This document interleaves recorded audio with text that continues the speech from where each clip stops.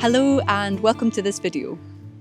My name is Orla and I am currently situated on the west coast of Scotland, so I'm taking you outside on a painting trip to share a couple of my favourite tips and tricks when it comes to loosening up and painting freely, gesturally and intuitively. As you can tell, my subject matter is going to be landscape, and I'm going to be sharing with you how to capture a sense of a place rather than a literal or analytical painting. And to get us started, I'll run you through some of my favourite materials that help me do this. Everything in this video, I should say, is applicable whether you're working outside or you're working indoors, to reference material or working from memory. So however you like to work, I think these tips and tricks can be adapted to suit you.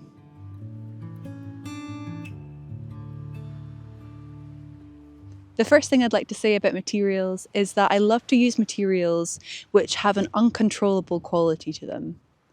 They are not always predictable and they have a little bit of a life of their own.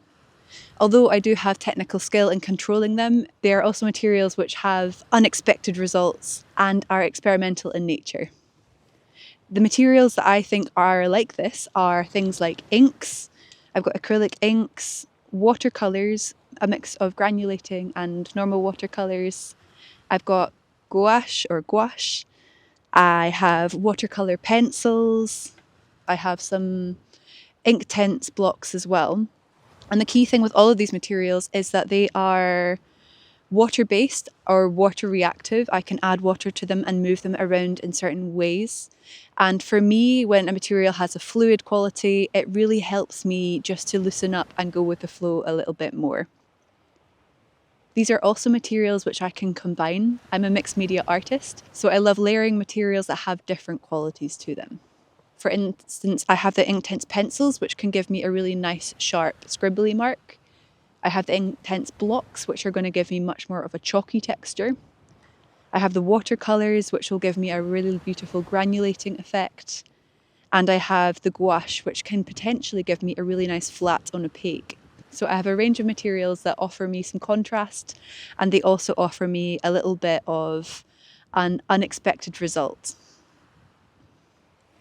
In terms of paper, I have 2 little sketchbooks with me to gather some ideas and warm up in.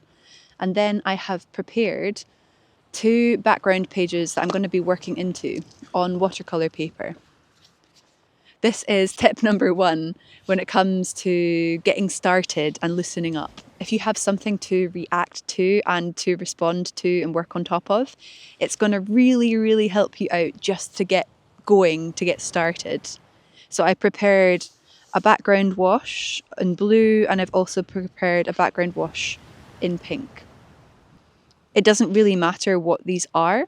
It doesn't have to be a wash of colour. It could be an old painting you're working on top of. It could be just a series of scribbly marks, anything at all.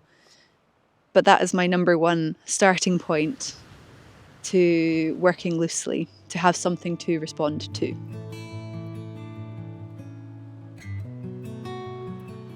Something key about loosening up and capturing a sense of a place over a literal representation is that we don't need to capture everything that we can see in front of us. There's no pressure to do that. It's more about capturing an essence of a place or an atmosphere of a place. To do that, we need to have a think about what the place actually feels like, what energy it's giving off or atmosphere it's creating, and also have a wee think about our favourite elements that we can see in front of us. What is it that we are drawn to, that we can see, that really resonates with us? I'm going to flip the camera around and talk you through a couple of the elements I can see in front of me in the landscape, which I think are going to be really important to capture. And in terms of everything else, I'm probably just going to ignore it because it'll be too overwhelming to try and think of everything at once.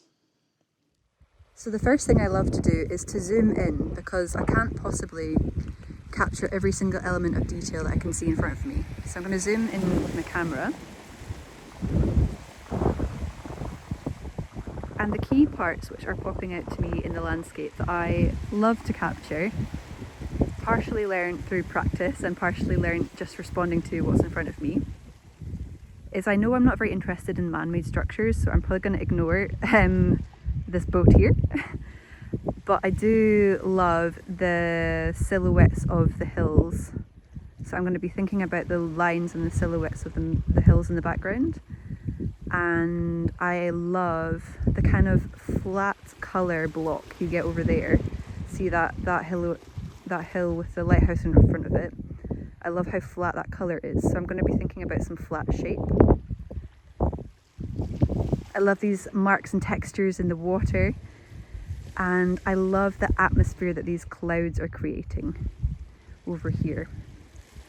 So those are a couple of the key things which I'm going to be pulling into my warm-up sketches and my paintings.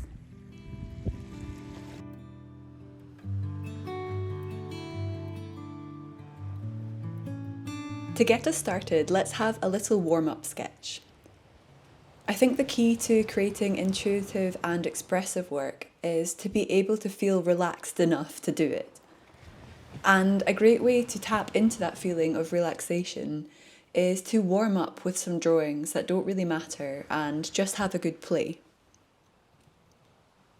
So here I am wetting pages with water, and I'm going to be using these Inktense blocks to have a little bit of a sketch of what's in front of me. And my favourite personal approach to doing this is to have a continuous line drawing. That's my warm-up sketch. In case you haven't done that before, it's simply where you place the tool on the page and you don't take your hand off until the sketch is done. This doesn't need to be a perfect drawing by any means, it's just getting your hand moving. Another way to help you loosen up in your drawing is to hold your tool in your hand like a fist instead of like a pencil, because we're going to get a much wider range of movement when we do that. Once this is dry, I might come in with more mixed media. But if it's just a warm-up, it's not about what the drawing looks like. It's about getting the hands moving and the eyes looking. So I'm going to grab my other sketchbook and we will give ourselves another chance to warm up. This time what I'm going to do is to try and capture some of the shapes I can see in front of me. And this is another main tip for this video. It's about simplifying things down and getting what really matters to you on the page. And being content with that without worrying that you haven't got everything else there. A beautiful way to make this feel personal to you is to really let yourself trust your gut here. Whatever you notice, put that down. Whatever grabs your attention, that is what matters. And that will automatically make the drawing yours because that's what's speaking to you.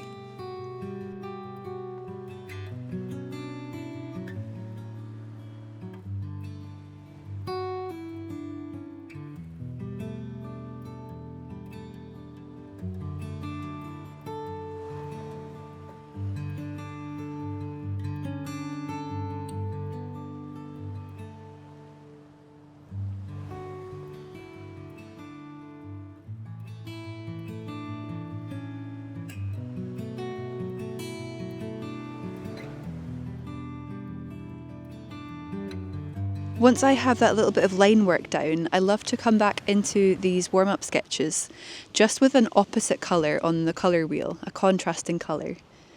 I love blue and pink as a combination, and so I'm going to be adding in this contrasting colour anywhere I can see a highlight or where the light is hitting the hills, because for me that's something that I really, really love to capture.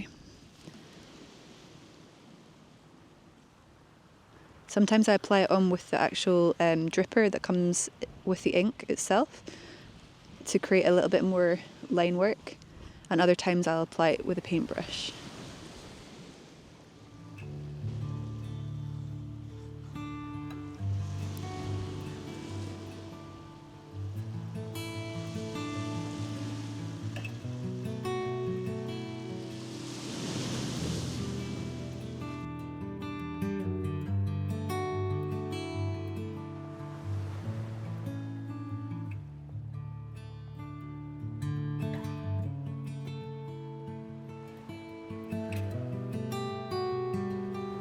If you are completely new to painting in a very loose way, I have a free tutorial which you might enjoy checking out, and it's all about mark making.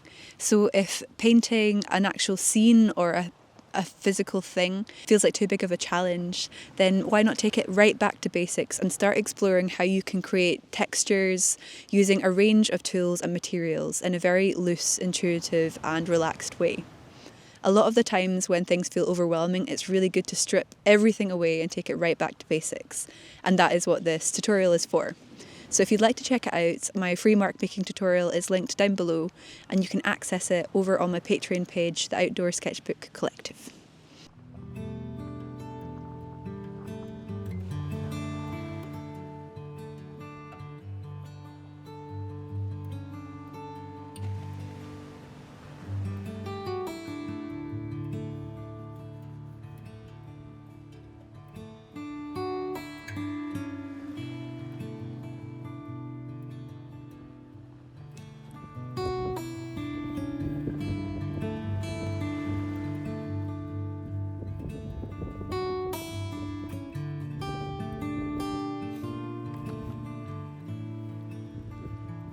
So far what I've been doing is trying to map out fields of colour, really simple shapes where I can see flat areas of colour in the landscape or in my subject matter.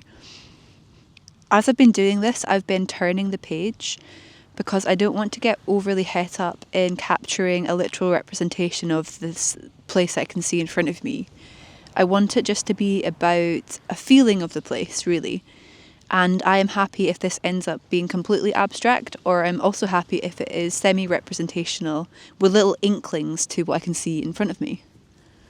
Turning the page again and again as I'm adding things really helps me not get overly attached to what I'm looking at on my painting, and helps me not get too decided in my composition. The colours I'm picking in front of me are also ones I can see in the landscape, so the colours are representational, and for me that is enough. If it's just about colour to give a sense of a place, it might be, or I might end up going a bit abstract with my colour too, I'm not entirely sure yet.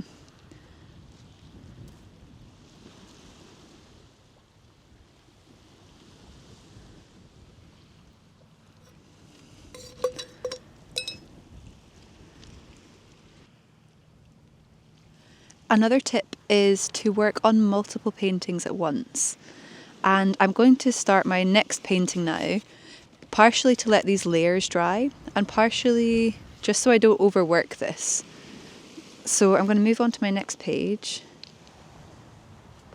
and do that exact same process again, building out flat fields of colour on top of my background. For this next one, I'm going to look over to the Moody Hills in the distance over there. Like you can spot the little kayaker over there in the distance too.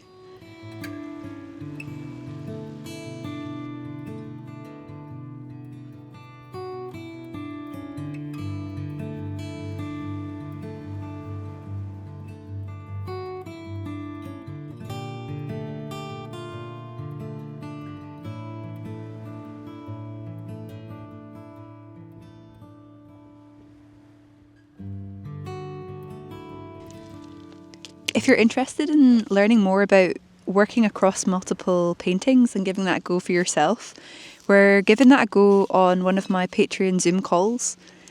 Every month we have 2 live calls, and this is just a chance to get together and play and explore a little workshop idea that I share with the group.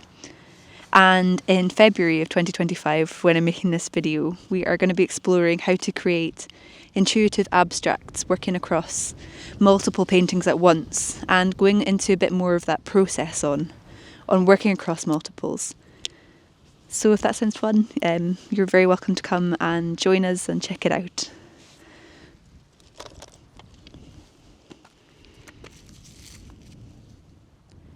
Because my page is so wet, I think I'm going to work back in with this Inktense stick, this indigo colour, and just bring a little bit of gentle line work, looking out across to these mountains. Again, I'm holding my tools all the time in a kind of fist shape rather than a writing shape.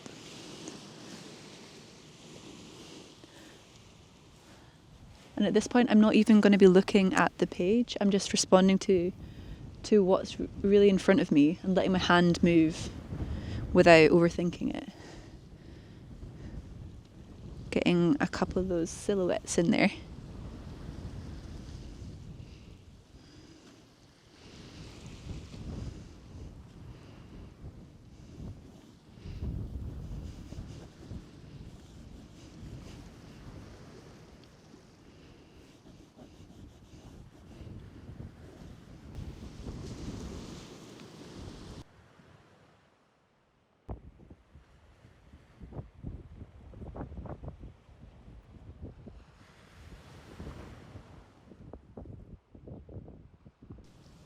Something which really helps me to work loosely is to let the materials and the tools kind of do what they want. By this I mean here I had loads of paint and so I got this beautiful flat colour, but here my brush naturally ran out of paint, and instead of trying to fill the whole block I just let it be filled with this dry brush texture, and it's letting the tool and the material do what it wants.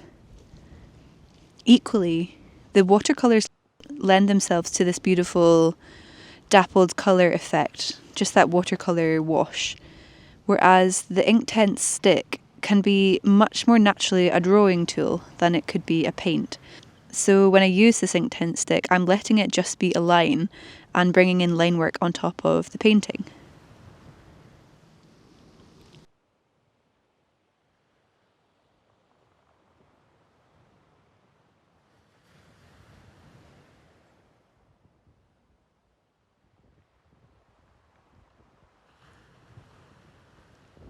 Something which I find can really hold me back from being very loose and expressive is taking that step out of sketchbooks and working on loose leaf paper and suddenly thinking that this painting needs to be the real deal, this like resolved piece. It needs to be everything I ever need a painting to be.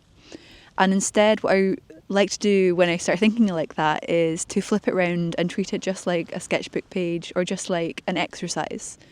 These paintings are definitely exercises. I'm not aiming to complete them or to resolve them. I'm really aiming to play with the visual elements I can see in front of me, and that is the whole goal, to play.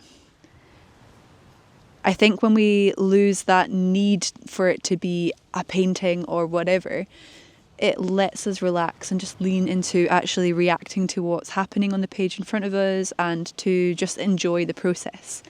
And when we can practice enjoying the process and practice playing, I think we build up a skill to play, just like any other skill, like technical drawing or anything. And we become better at tapping into that sense of play and that sense of looseness and gestural working. And then we can bring it into more serious situations if we are ever met with those. So to summarise, practice playing like this with good materials and cheap materials on finished canvases or sketchbook pages. Practice it all and it will really help you to loosen up and just enjoy the process.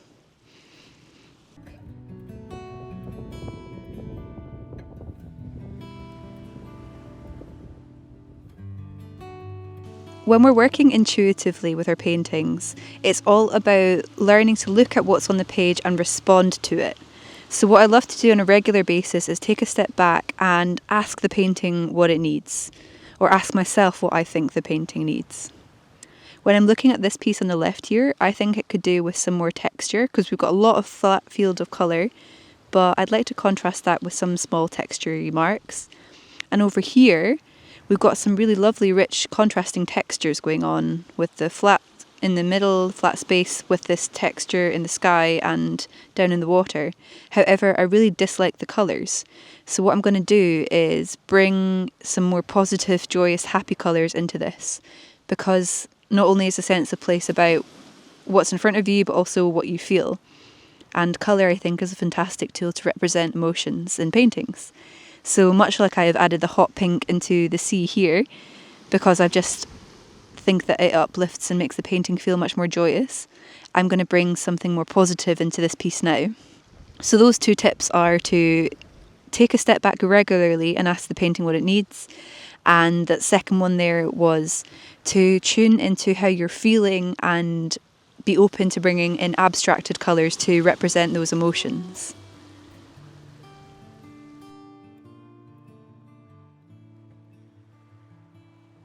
I'm going to distill all of these tips into some easily digestible bullet points in my next blog post.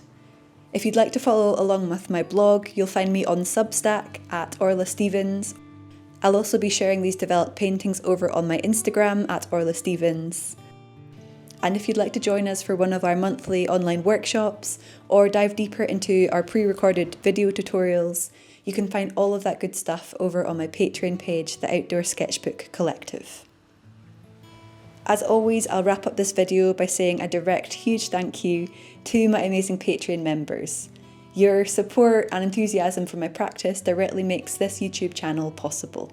Lastly, thank you so much for watching all the way to the end, and I will see you outside.